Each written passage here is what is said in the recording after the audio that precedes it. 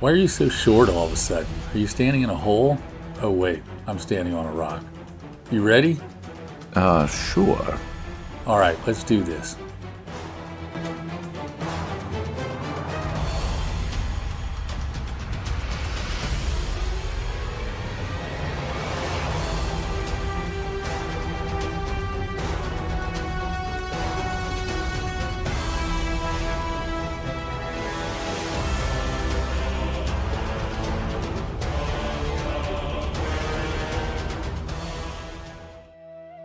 What?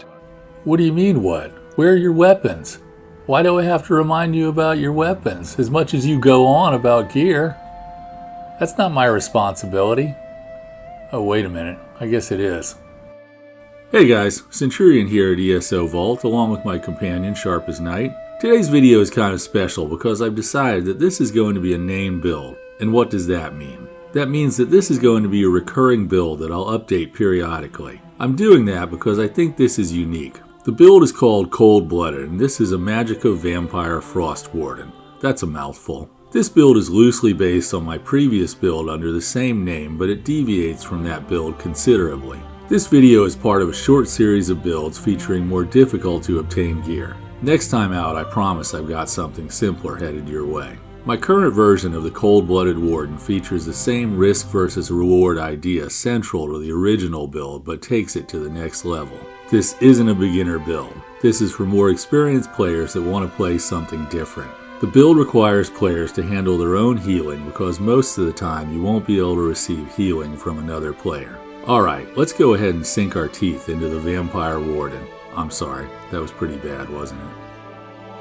Looking at the character sheet, you can see that I'm an Orc, which is a good damage dealer race. Orc isn't the first race that comes to mind for a Magica DPS character, but Orcs recover health as they're doing damage, and that's really helpful on this build. I'm running as a Stage 1 Vampire, and unlike the video I did right before this one, being a Vampire is needed for this build to work. That's because the build makes use of a Vampire skill for its spammable attack. My preferred food for this setup is Bewitched Sugar Skulls because I don't need a lot of stam or magica recovery, and the health recovery bonus is good to have here. The Sugar Skulls also buff all three of my attributes. Another good option is Clockwork Citrus Fillet, but that's an expensive way to go. I try to reserve that for very difficult content where I feel like a little extra sustain might come into play. My Mundus Stone is the Thief, and that's what you need for a damage dealer character. Up top I have all 64 points in Magica, and that's pretty rare here on the channel. I do a lot of stamina focused builds. The rationale for Magica here is that the Warden's frost-based skills consume a lot of Magica.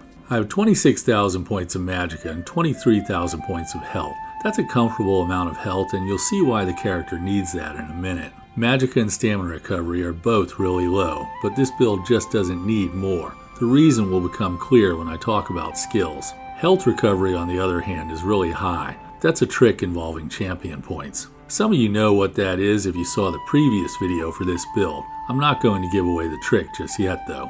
Unbuffed weapon damage is at 4100 and critical is at 36%, and that's probably the lowest stats I've run in a long time. Of course those values are raised by major sorcery and prophecy when I'm in combat. This character sheet has some pretty low numbers compared to the builds I typically give you, so there must be something going on under the hood that's going to compensate for the apparent lack of raw horsepower. Let's find out what's going on here. Hey, let's talk for a minute. Why, are you getting tired of me? If you are, just be straight with it. I've got thick scales. No, it's just the opposite. I can't do this without you. You add interest to the game, new dialogue, a whole new storyline, and random comments that liven things up. I just wanted to apologize for being too hard on you lately. I'm not getting rid of you. You're my favorite companion. Let's look at the skills, starting with the back bar, and that's a great sword on this build. First, I'm going to pre-buff with the Warden skill Lotus Blossom. Lotus Blossom causes my light attacks to heal me, and it gives me major prophecy. This skill lasts a minute, so I can get through 3 static rotations before I need to cast it again. What's a static rotation? A static rotation is using the skills in the same order repeatedly until whatever I'm fighting is dead. The pros use dynamic rotations in which they're constantly changing the order, but for me, and I think for most players, a static rotation is the way to go. Next up, I use the Warden skill Blue Betty. This free-floating pet gives me major sorcery, increasing my weapon damage by 20%. It also removes a negative effect from me every 5 seconds. If I don't have any negative effects, it increases my damage by 5%. In PvE, I don't usually have a negative effect on me, so I can count on that 5% damage boost most of the time. This skill also increases critical damage by 4% while I'm on this bar, and it restores magicka to me. The damage increase comes from the Advanced Species passive, which gives me a boost to critical damage for every Animal Companion's ability I have slotted. When we go to the other bar, you'll see I have 4 abilities from that skill line slotted. This is a build that has Major Sorcery and Prophecy built in, and that allows me to use Tri-Stat healing potions, and I can keep those handy until I really need one. Having that potion slot as a get out of jail free card is really helpful, and you'll see why when we look at the damage bar. Alright, next I'm going to use Arctic Blast, which is another Warden skill. This powerful skill gives me a burst heal and does frost damage over time. Arctic Blast is changing a little with the coming update. The new version of this skill won't heal me if the initial blast hits an enemy, so it's going to require a little more finesse to use. I'm already in the habit of roll dodging out of harm's way and then using my healing skill, so this isn't going to be that impactful, but still it does increase the risk when running this setup. Now I'm going to use the Stampede skill, which is from the two-handed skill line. Stampede will close any gap between me and the enemy and always scores a critical hit. This skill does instant damage and bleed damage over time. The last skill I'll use on this bar is Winter's Revenge. Winter's Revenge is a ground-based area attack which does frost damage and has a high chance of applying the chilled status effect. In the original version of this build, I used an ice staff on both bars. Because I'm using a great sword on the back this time, I don't get as much damage from Winter's Revenge as I would using a staff, but the bleed damage from the great sword makes it worth running. It's hard to get much out of the hemorrhaging status effect these days, but this build is an exception, and you'll see that in a minute. The last skill on this bar is the Wild Guardian. This version of the bear is the one you want. It does bleed damage, which increases the hemorrhaging status effect. The bear doesn't die that easily, and the morph that automatically respawns doesn't seem to work when I need it to. The bear has to be slotted on both bars, or the second you bar swap, it'll despawn. But that's okay, because the bear also helps with health recovery, and that's a big deal on this build. I have the option of not using the bear's special attack in a difficult fight and hoarding ultimate, and that works with my champion points to increase health recovery. Okay, let's go to my main bar, which is an ice staff. The first skill I'm going to use is the Warden skill Deep Fissure. This causes magical shock to emerge from the ground under my enemy after 3 seconds doing magic damage. The shock will then burrow underground, emerging again 6 seconds later doing more damage. This attack also applies major and minor breach, reducing the armor of the enemy by about 8,000 points for 10 seconds, and that's going to increase my damage a lot. One important thing to note is both attacks will occur in the direction my character is facing. After that, I'm going to use my ice staff to cast Elemental Blockade. This, plus all the other frost damage attacks I'm using, give me good uptime on the chilled status effect, which is going to proc Minor Brittle because I'm using an ice staff. Minor Brittle increases my critical damage by 10%, and that's another big boost to damage. Now I use the Warden skill, Growing Swarm. It's tempting to take the other morph, which does more upfront damage, but Growing Swarm does bleed damage, and that pays off with this build. Not only does Growing Swarm do bleed damage over 20 seconds, but it causes enemies near the target to also take bleed damage. Additionally, the primary target is affected by minor vulnerability, increasing damage taken by 5%. Now it's time to use my spammable attack, Blood for Blood, and this comes from the Vampire skill line. This skill does magic damage and applies the hemorrhaging status effect with every hit. That's right, every hit. Think about how much bleed damage is going on here. Blood for Blood, the bear, the Stampede skill, the Fetcher Flies, that's a lot. Bleed damage can stack 3 times, and this setup has good uptime on 3 stacks. Blood for Blood has a drawback, which is implied in its name. Blood for Blood costs health. Now you know why I'm so interested in high health recovery on this build, and there's more than enough here to sustain this attack. The other drawback is that after using this skill, I can't be healed by anyone but myself for 3 seconds. So why use this skill? The reason is that Wardens, especially Frost Wardens, have lousy sustain. Being a vampire and using the Blood for Blood skill completely eliminates the issue. And there you have the high risk, high reward mechanism central to this build. Alright, let's finish up the skills. I've got 2 skills left on this bar. The bear you already know about, so that only leaves Bird of Prey. I don't use Bird of Prey most of the time, but if I do, I can get a great speed boost from Major Expedition. It's actually on this bar to passively increase damage. I get Minor Berserk for having it slotted, plus this gives me 4 animal companion skills on this bar for a 16% increase to critical damage. 4% per skill, that's huge.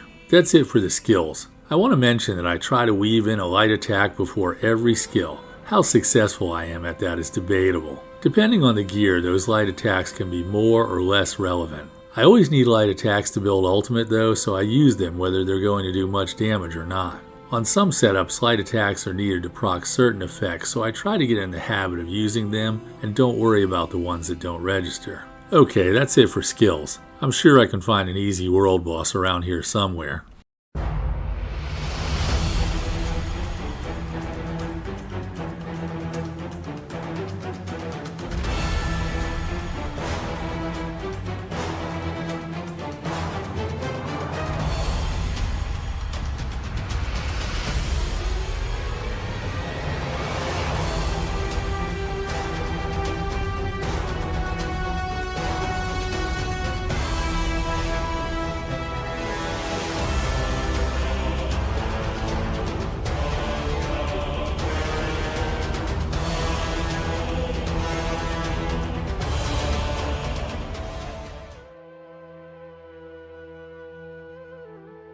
So the build did 55,000 points of damage per second. Looks like the RNG was a little in my favor, with the average maybe being closer to 53 or 54,000. Still, that's going to do any PvE content you want to do outside of arenas. Look at the hemorrhaging damage, 4,300. Chilled was 3,300. Burning, 2,700. This is definitely a status effect heavy build. The results are pretty much the opposite of what you see in most builds. Hemorrhaging and chilled are usually toward the bottom. Up in the pink numbers, you can see I had an uptime of 82% on minor brittle. Basically the whole time I'm on my main bar. That's a 10% increase in damage while the build is doing its maximum damage. You can see some of the gear I'm wearing, so let's move on to that section.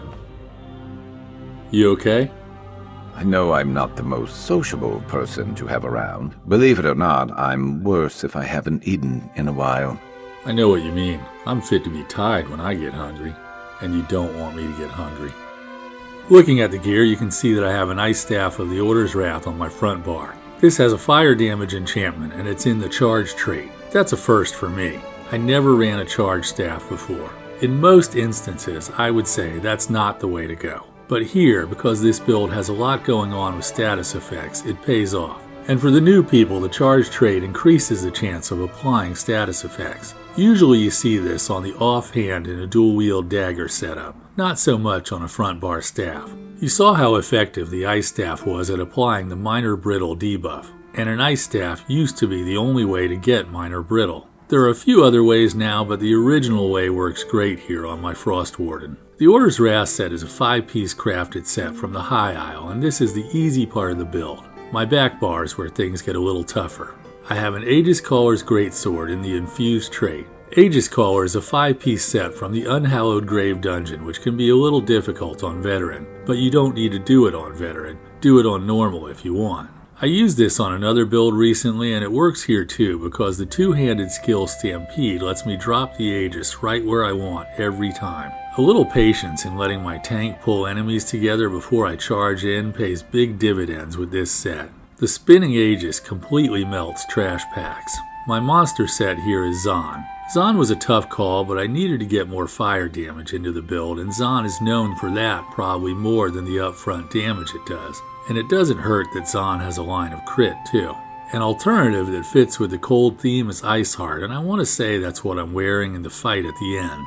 Iceheart offers the best possible combination of damage and protection. I should mention that Zon comes from the Scalecaller Peak, which can be brutal depending on your group. If you opt for the much easier to get Iceheart, I won't blame you at all, and you can find that in Direfrost Keep. The final piece of gear you'll need for this setup is the Velothi Mage's Amulet, and I find myself running this a lot. Since my light attack weaving is iffy, this frequently results in higher damage, sometimes a lot higher. Velothi is a mythic item, and some of the leads might be difficult to get depending on where you're at in the game. Use another mythic if you want, or none at all. Only you can gauge how much trouble you want to go through when you're putting a build together. Body pieces are all medium on this setup, and they're all in the Divine's trait. The jewelry is in the Bloodthirsty trait and can have spell or weapon damage glyphs. It doesn't really matter. I suppose spell damage is preferable here, and that's only because it gives me a small amount of magicka recovery. That's it for the gear. Hopefully I didn't leave anything out.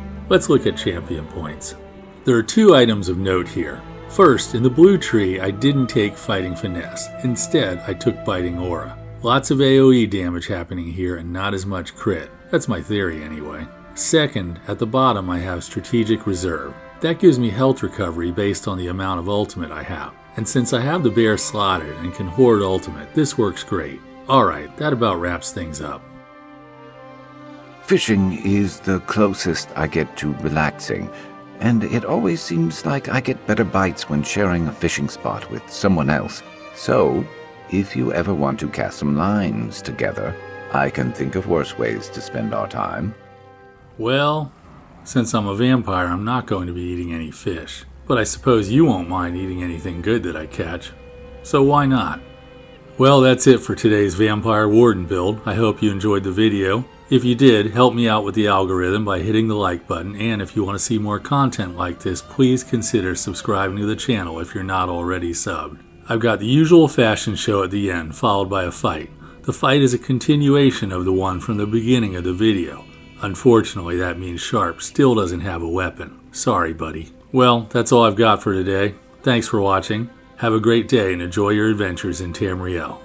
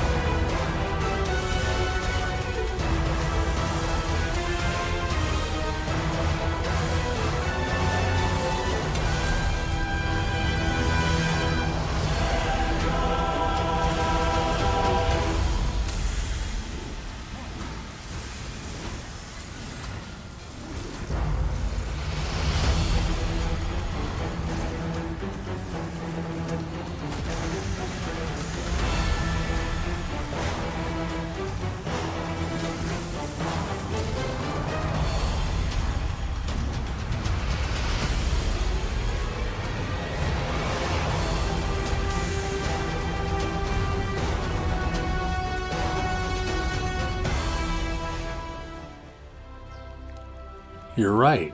This is relaxing. You know what? I like this.